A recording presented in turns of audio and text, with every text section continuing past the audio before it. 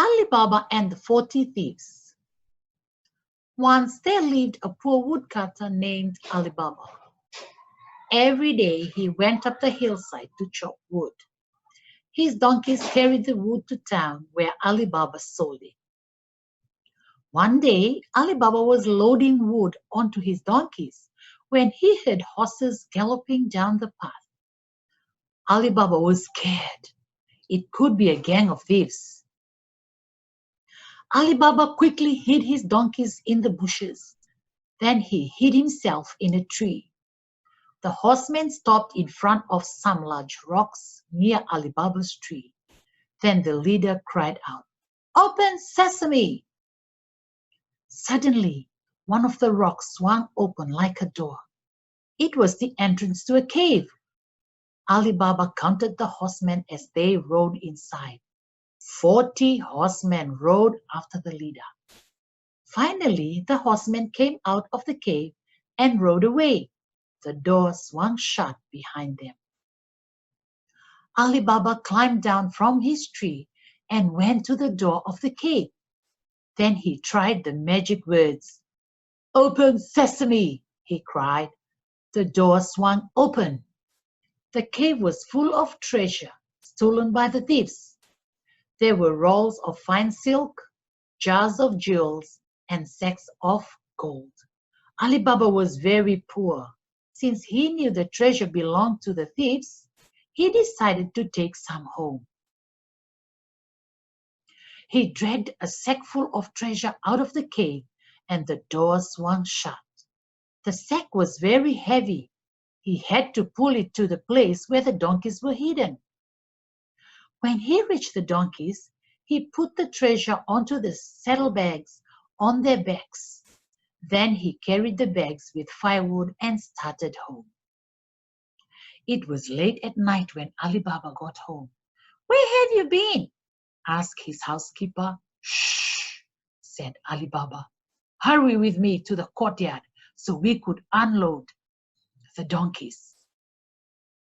When the housekeeper saw the gold and jewels, she was amazed. "We have to hide this treasure," she said, "or someone will steal it." "You are right," said Ali Baba. They dug a hole in the floor and carefully buried the treasure. The next day, the thieves rode back to the cave. Again, the leader cried out, "Open sesame!" Again, the door of the cave swung open. Inside, they found broken jars and strange footprints. "Someone has robbed us!" cried the leader. "Come, we must find him." They followed the footprints to the place where Ali Baba had cut his wood. "The person who robbed us was a woodcutter," said the leader. "There is his axe." When he got back to town, the leader looked everywhere for a woodcutter, but he did not find Ali Baba.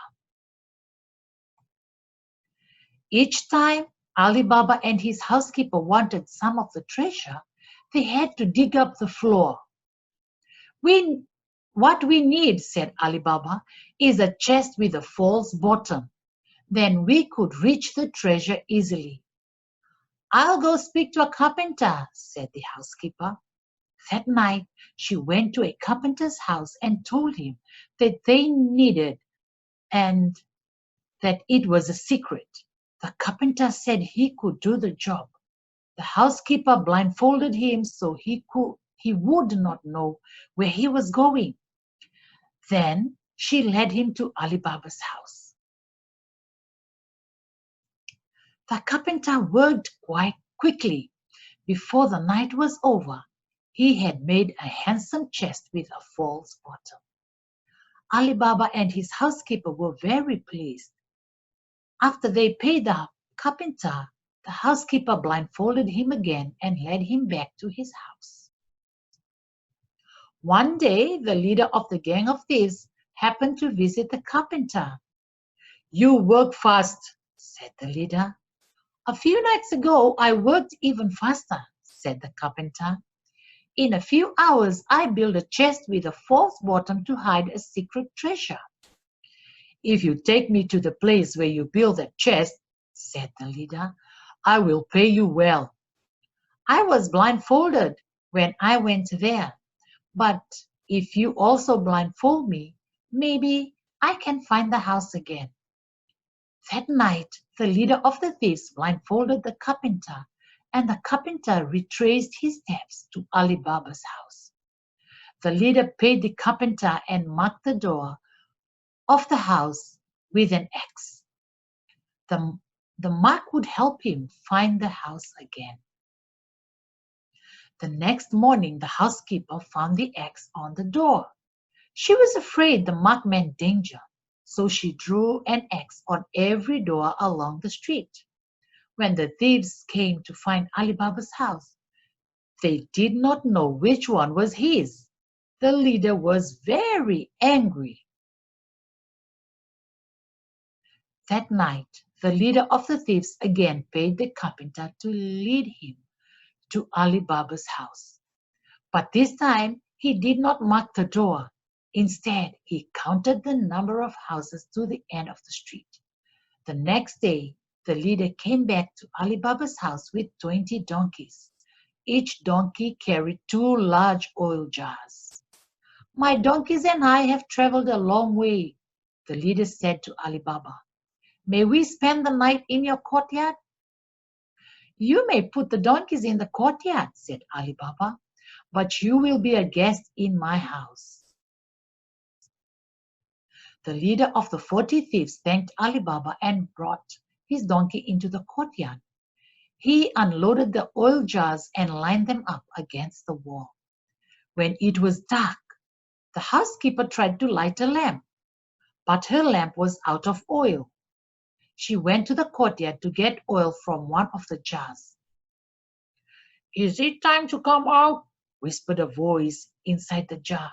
Suddenly, the housekeeper knew that there was a thief hidden inside each of the 40 jars. In a deep voice, she answered, "No, not yet." Then she ran and told Ali Baba what had happened. Ali Baba hurried off to get a sultan's soldiers. The housekeeper showed the leader to his room and said good night. The leader opened his window and threw pebbles at the oil jars as a signal to the thieves. Then he climbed down to the courtyard. "Come out quickly, quietly," he said to the 40 thieves. Suddenly, the door burst open. Ali Baba led the soldiers into the courtyard. The thieves fell down and broke oil jars in their hurry to get away. But the leader of the 40 thieves were all captured and led away to jail, and the donkeys were taken to the Sultan's stable. The next day, Ali Baba and his housekeeper worked hard to clean up the courtyard. They told the Sultan's soldiers about the treasure in the cave and also about the gold and jewels in their house. But they helped capture the thieves. Ali Baba and his housekeeper were allowed to keep part of the treasure. They spent their gold carefully, and they were never poor again.